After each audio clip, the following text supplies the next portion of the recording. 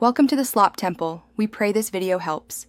You need a Copilot-enabled account and the extension installed. Once ready, open your IDE. Sign in to GitHub inside the IDE so tokens sync.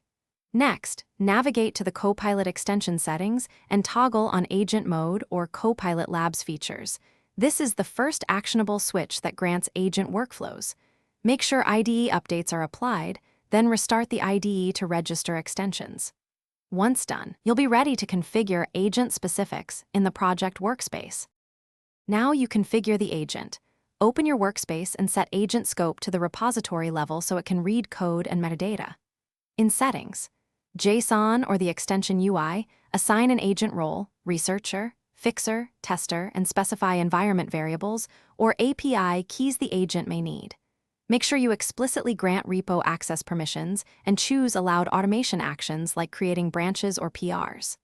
Once saved, validate permissions by running a sample agent task. To confirm, run a simple agent task such as generating tests or refactoring a small file to verify end-to-end behavior. Watch the agent's output panel and review suggested edits carefully. You should explicitly accept changes and create a branch or PR when satisfied. If the agent doesn't run, check authentication tokens, repository permissions, and network access first. Those are the most common blockers. If errors persist, re-sign into GitHub in the IDE, reapply permissions, and restart the agent. That usually resolves lingering issues. Thanks for watching. Consider subscribing if we helped you.